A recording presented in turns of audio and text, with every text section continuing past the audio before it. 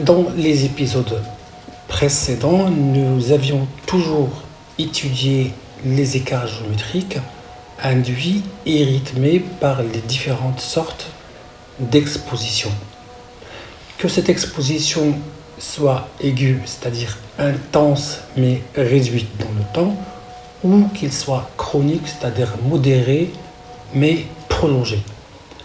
Nous avions aussi étudié le sort réservé à ce type d'écart géométrique une fois l'exposition supprimée. Mais dans ce dernier chapitre, nous allons nous intéresser à deux situations particulières, les écarts géométriques continus qui ne sont pas rythmés par une exposition. Et puis, dans fin de partie, nous traiterons les états géométriques dépassés, les états géométriques définitifs. Allez, on se retrouve dans quelques instants, mais en attendant, regardez ceci.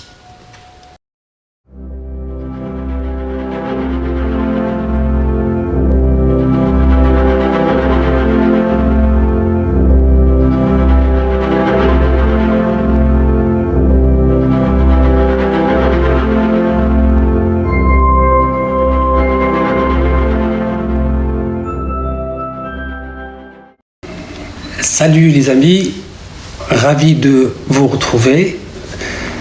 La vidéo comporte les deux derniers chapitres de cette saison 1 de la théorie géométrique.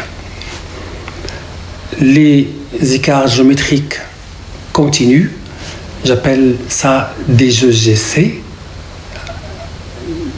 qui n'ont rien à voir avec et à ne pas confondre avec un ECG ou les ECG, qui veut dire un électrocardiogramme. Et pourtant, nous allons faire une vidéo dans l'avenir, une vidéo sur les influences des écarts géométriques sur l'activité électrique du cœur, ou si vous voulez, un ECG. Dans la deuxième partie de cette vidéo, nous traiterons les états géométriques dépassés, les états géométriques définitifs.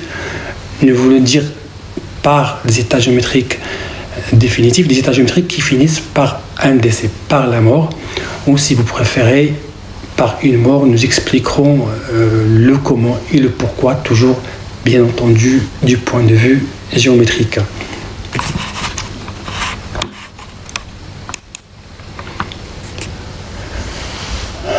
Mais avant de traiter, revenons un petit peu en arrière et essayons de présenter les différentes configurations au cours de la vie d'une personne. Quand les règles qui aboutissent à une bonne construction osseuse sont respectées, regardez la vidéo sur l'exposition, votre cœur, enfin votre squelette, est bâti suivant une géométrie bien précise. Et cette géométrie est commune à toute l'espèce humaine. Je vous mettrai dans le futur une vidéo très intéressante que je suis en train de vous préparer sur la géométrie verticale articulée, qui est un concept phare de la théorie géométrique, qui parle de cette notion de géométrie humaine commune. Donc, face à cette géométrie commune, le corps des êtres vivants, de l'homme en particulier, est censé ne présenter aucune sorte d'écart géométrique, à condition, comme on en a parlé, que toute exposition aiguë soit adaptée. Adapté, ça veut dire raisonnable, adapté dans la durée, mais aussi adapté dans l'intensité. En cas d'exposition aiguë, c'est-à-dire une exposition intense qui n'est pas adaptée à la biométrie corporelle, en effet, on peut assister à des écarts géométriques aigus, mais qui sont généralement très réversibles une fois l'exposition supprimée. Ces écarts géométriques, ils sont réversibles parce qu'ils surviennent aux dépens du tissu élastique du corps et non pas aux dépens de l'os.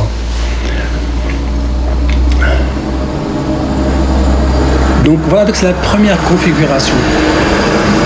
Dans la deuxième, avant de traiter la deuxième configuration, dans tous les diagrammes que vous allez voir que la ligne des Y correspond ou indique la valeur des écarts géométriques observés. Honnêtement, on fixe ici le maximum d'écart géométrique possible à 25 degrés, voire 30 degrés. On n'a aucune idée sur les valeurs maximum d'écart que peut subir un squelette, un corps. Nous pensons généralement que des écarts au-delà de 25 degrés, de 30 degrés, ne sont pas compatibles avec le fonctionnement, avec le déroulement de la vie. Ce chiffre 25 ou 30 degrés, si vous voulez, est mon impression personnelle et il peut changer avec le segment ou ceux concernés. La ligne des X, la ligne horizontale, représente quant à elle la vie d'une personne qui a vécu assez longtemps. Bien évidemment, beaucoup de personnes n'auront pas cette chance parce que entre-temps, ils seraient morts de cause externe, un accident par exemple, ou un suicide, ou une noyade, mais aussi parce que certains auraient des écarts géométriques beaucoup plus accélérés qui vont provoquer leur décès. Je mettrai une vidéo sur la mort du point de vue géométrique, il est également très intéressante, parce que je pense qu'il permet, entre autres, de réconcilier les différentes croyances religieuses des gens, la philosophie et la science. Le principe, il est très simple, il est assez simple. La mort précoce, si vous voulez, ou prématurée, je parle ici de mort qui survient avant le délai, c'est-à-dire avant 200 ans, avant 150, avant 100 ans, qui est une mort anormale, accidentelle. C'est le concept d'accident géométrique, chronique ou aigu. En tenant compte du fait qu'un organisme ne peut pas supporter une exposition violente, intense pendant une longue durée en raison de la douleur créée par l'étirement au-delà des limites que peut supporter un corps, que peut supporter un tissu et qui menace de rupture, les écarts aigus sont généralement réversibles parce qu'ils intéressent, comme je l'ai précisé avant, les tissus mous, les ligaments, les capsules articulaires, les muscles. Et ces étirements de ces tissus mous sont à l'origine de phénomènes de cisaillement et de glissement des articulations. Alors, vous devez retenir que les écarts géométriques ce type d'écart géométrique, je parle des écarts géométriques aigus, ne surviennent jamais sur un os normal. Ils surviennent tout le temps sur un tissu mou, tissu élastique, mais ils peuvent survenir sur un os qui est anormal. Et nous soulignons cette notion, bien entendu, en rouge. Ils peuvent survenir sur un os pathologique, ce sont les termes qu'aiment bien utiliser mes collègues et les médecins, que je tiens à saluer au passage. Un os pathologique, comme disent mes amis les médecins, en théorie géométrique, veut dire soit un os anormal, un os géométriquement modifié, ou alors un os fragile. Vous vous rappelez l'exemple que j'ai dit, la règle des 3 châteaux, le château de sable, le château de fer. Alors, des circonstances où on trouve un os anormal sont nombreuses. D'abord, les fractures de stress, les fractures de fatigue, encore connues dans les termes francophones de fractures de fatigue, dans les périostites chroniques et des déformations osseuses, quelle que soit leur valeur, c'est-à-dire la valeur est ici péjorative. Chez les enfants, l'os est immature, donc l'os n'est pas parfaitement normal. Chez les astronautes, à leur retour d'un séjour long dans l'espace, on peut évaluer de 4 à 5 mois la durée nécessaire pour la reconsolidation, la resolidification osseuse progressive après un séjour de 3 mois dans l'espace. Chez les navigateurs également, on peut avoir de l'os fragile et chez les sédentaires. Donc voici un peu les différentes situations. Je citerai également les personnes ayant été soumises à des radiations ionisantes. Nous mettrons une vidéo à ce sujet qui porte le titre de Tchernobyl et la théorie géométrique. Notons qu'une fracture de stress ou une périostite surviennent sur un os de mauvaise qualité et ou sur anomalie géométrique préexistante et jamais sur un os normal. Je vous invite une nouvelle fois à revoir ou à voir notre vidéo sur l'exposition, il est très explicite.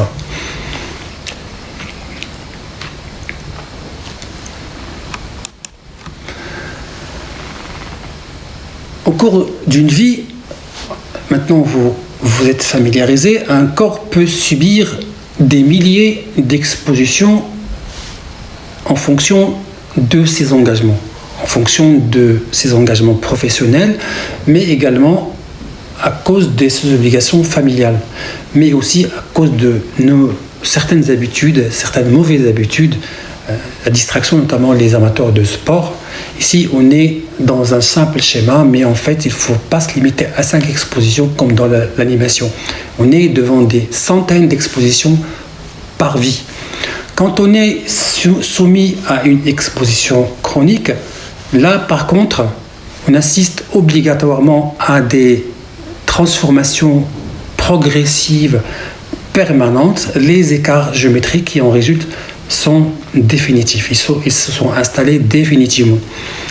Ce qu'il faut retenir pour une même exposition, l'effet devient de plus en plus important, de plus en plus délétère en raison des modifications de l'état géométrique de départ et en raison aussi de la modification de la qualité osseuse. Autrement dit, l'acquisition de chaque nouveau écart géométrique rend le corps de plus en plus fragile et peut être affecté plus aisément par des expositions jusqu'alors bien supportées.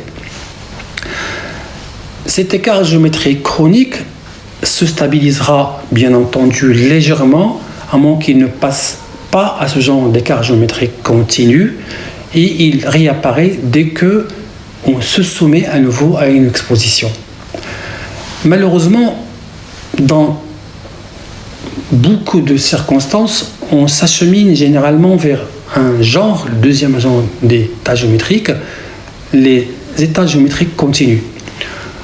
Pour une simple raison, notre ignorance totale de leur existence même. Certains éducateurs physiques, certains athlètes en fin de carrière ressentent ces événements. Ils parlent généralement de signal corporel qui est expliqué par ce phénomène, par un langage un peu métaphysique. On ne va pas vraiment s'attarder sur ces termes, on n'est pas très concerné.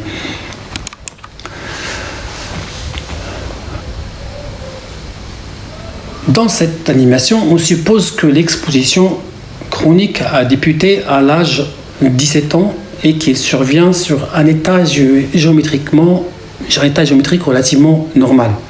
Mais sachez qu'une exposition peut commencer beaucoup plus tôt, dans la petite enfance, ou beaucoup plus tard, carrément à 40 ans ou à 50 ans.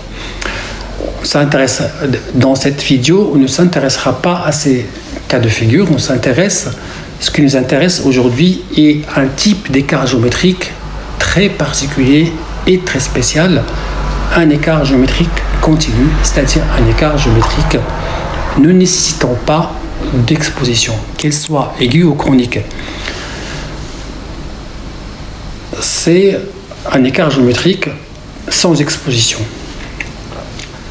Alors vous allez dire que finalement ce genre d'écart géométrique est un écart lent, ce n'est pas le cas. Ce sont des écarts ultra lents, beaucoup plus longs, de l'ordre de 1/10, beaucoup plus longs que l'écart chronique, et ils sont relativement plus tardifs, à moins d'une exposition chronique précoce dans la petite enfance ou pendant la vie intra-utérine. Donc généralement, ces écarts ils sont beaucoup plus tardifs, on y assiste au-delà de 50 ans, au-delà de 60 ou 70 ans, mais à la retraite généralement, mais on peut assister à des écarts géométriques continus très précoces si vous êtes exposé pendant la vie intra-utérine ou pendant la petite enfance. Ces écarts sont plus lents, je l'ai dit, que les écarts chroniques de l'ordre de 1/10 de 1 jusqu'à 1/20 en fonction des gradients de densité entre deux surfaces osseuses opposées. Si ce gradient est très important, eh bien les écarts seront beaucoup plus, leur pente est beaucoup plus raide. Alors si les écarts de densité sont minimes, eh bien les écarts auront une pente plus douce.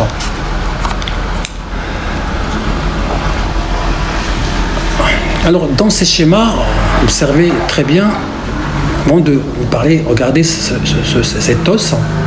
Dans un os normal, géométriquement, les dimensions de l'os compact sont les mêmes. Vous regardez l'os compact à droite et l'os compact à gauche. Les dimensions des l'os compact et ce diamètre, si vous voulez, est la même. Partout au niveau de la diaphyse osseuse.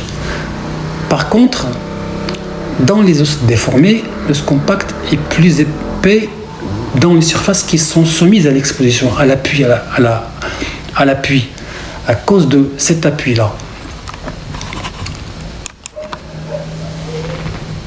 À cause de l'hyperdensité, il est moins épais que la normale au niveau des surfaces opposées, c'est-à-dire protégées de l'exposition. Voilà une petite comparaison. Cette image illustre parfaitement ce que nous voulons de dire. Dans l'image B, il existe une surface où l'os compact est plus épais. Dans l'image B, regardez l'image B, il existe une surface où l'os compact est plus épais qu'au niveau de la surface opposée. Et cette différence est encore plus flagrante au niveau de l'image A. On a carrément le triple de la surface opposée. Observez bien la déformation du tibia à ce niveau. On constate le rétrécissement du canal médulaire et la réduction de l'index cortico-médulaire. Ce sont ces notions auxquelles vous devez maintenant être très familiarisés quand nous aborderons le grand chapitre du diagnostic géométrique et des paramètres géométriques. Savoir comparer les deux surfaces et la différence.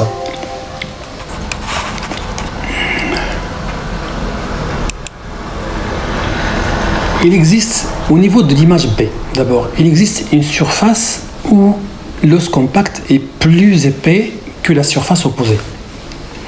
Et cette différence est encore plus flagrante au niveau de l'image A. Et observez bien la déformation du tibia à ce niveau et le rétrécissement du canal médulaire. Ce sont maintenant ces notions auxquelles vous devez absolument être familiarisés quand nous aborderons bien entendu le grand chapitre du diagnostic géométrique et des paramètres géométriques. Au niveau des images C et D, il y a également une anomalie géométrique. Il faut bien observer la forme de l'os. Il y a également une déformation de l'os qui touche aussi bien le tibia que la fibula, mais que la dimension de l'os compact est sensiblement identique au niveau des deux faces, que la face droite et la face gauche. Cela veut dire tout simplement que les jambes C et D ne sont pas exposées. Il y a un problème géométrique probablement acquis pendant la vie intra-utérine pendant la grande enfance, mais l'os, il commence à être exposé. Si cette situation évolue pendant 5 à 6 ans, on retombera dans l'image A et B. Si on considère l'image A, au niveau de la surface médiale, la surface à l'intérieur, la surface que je note sous terme H, il y a une hyperdensité et il existe peu d'activité cellulaire et l'os se rétrécit. Au niveau de la surface opposée, la surface latérale, extérieure, si vous voulez, petite h, on assiste à une hypodensité, l'os compacte et hypodense, l'activité cellulaire à ce niveau est très élevée et l'os a tendance à s'allonger. Je ne vais pas aller plus loin, on reviendra sur ces notions quand on abordera l'éthiopathogénie géométrique des modifications anormales des tissus osseux. Ce que vous devez retenir, c'est que cette différence de densité et d'activité cellulaire est parfois extrêmement importante et qu'elle continue et qu'il peut continuer d'évoluer sans aucun besoin d'exposition. On dit qu'on est passé au stade d'écart géométrique continu. D'accord ? J'espère que c'est très clair, c'est simple. Vous voyez tout ce zigzag pour arriver à cette conclusion, une déformation quand elle est trop importante, continue d'aggraver les écarts géométriques. Je vous ai donné l'exemple d'un os long, mais la règle est parfaitement la même, elle est applicable aux autres types d'os, les os du bassin avec le complexe ilio-ischio-pubien. Voici une image d'un bassin, schéma d'un bassin normal. Dans cette radiographie, vous avez les mêmes phénomènes, des zones d'hyperdensité qui alternent avec des zones d'hypodensité, des zones moins denses. Et on doit considérer le bassin dans ces trois dimensions. Et ce qui est frappant ici, et ce que je vous incite dorénavant à faire, est de poser le diagnostic géométrique. Pourquoi ces hyperdensités alternent avec ces zones d'hypodensité? Pourquoi certaines zones sont hyperdenses et d'autres sont hypodenses?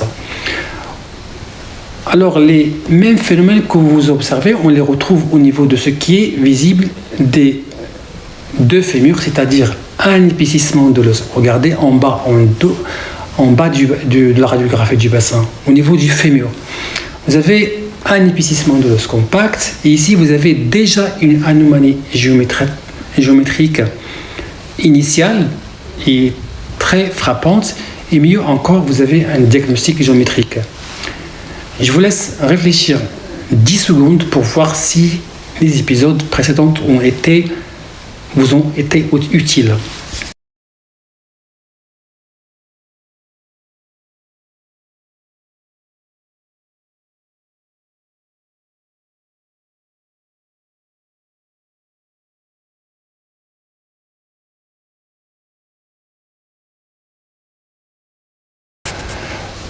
Vous avez parfaitement raison et je tiens à féliciter ceux qui ont trouvé la réponse. Vous avez bien une ouverture de l'angle cervico-diaphysaire au-delà de 135 degrés, ce qui définit une coxa valga. Et cette coxa valga est tout le temps associée à un génie varum. Le même raisonnement que je vous ai cité dans les deux exemples précédents peuvent être utilisés au niveau du racisme. Vous constatez la déformation géométrique de la dernière vertèbre lombaire qui devient triangulaire sur l'image de profil. Alors si on n'intervient pas, ces processus, même en dehors d'une exposition quelconque, vont provoquer des écarts géométriques et ces écarts sont des écarts géométriques continus. Alors, la leçon que je voudrais que vous tiriez de ces exemples, si on n'intervient pas, ces processus, même en dehors d'une exposition, qu'il soit aiguë ou chronique, vont provoquer des écarts géométriques continus et ces écarts, ce sont des écarts géométriques qui vont rester et qui ne vont jamais être réglés. On doit absolument intervenir. La gravité de la pente d'évolution des écarts dépend de l'activité cellulaire d'un côté par rapport au côté opposé. En résumé, en raison de ces phénomènes, on peut garder des écarts géométriques acquis après une exposition chronique longue, des années, même après l'arrêt de l'exposition chronique. Dans la vraie vie, si vous voulez, les réalités, ces notions, vous les voyez chaque jour. Chez des travailleurs qui ont été exposés par la nature même de leur profession, même après leur retraite, sont généralement confinés chez eux, incapables d'exercer d'autres activités, même légères. Et leur degré d'autonomie s'en retrouve très réduit à très peu et à très faible. Il est impératif de faire quelque chose, il est impératif de corriger ces écarts géométriques pour lever la pression et permettre à l'os de se développer, de se régénérer normalement et mettre fin à ces écarts géométriques continus. Mais comment?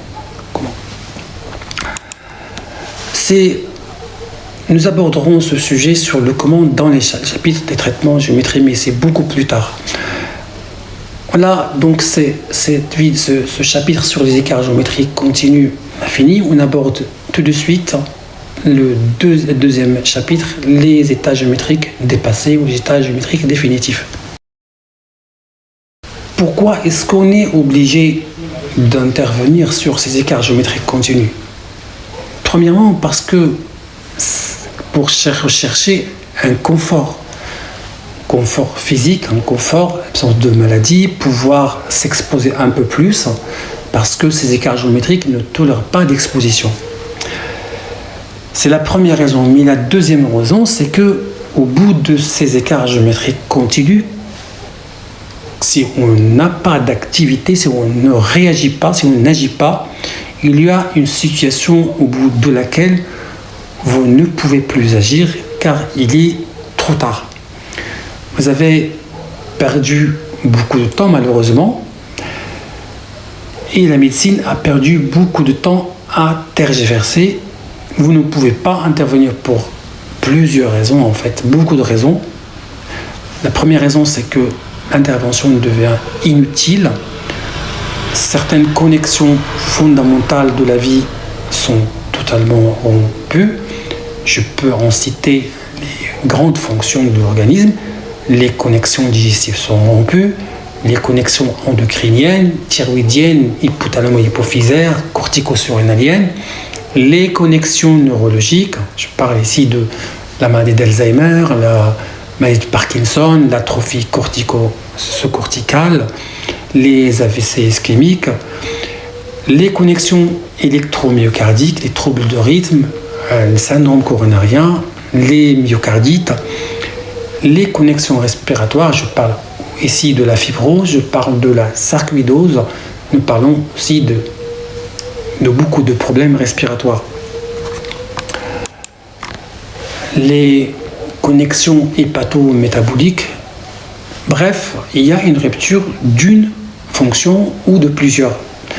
Le squelette et ses attaches ont atteint le point de non-retour et ils sont imperméables à toute activité cellulaire. Donc on se retrouve avec un os mou et des tissus qui sont décalés de l'os. Ça ne peut pas marcher dans une vie.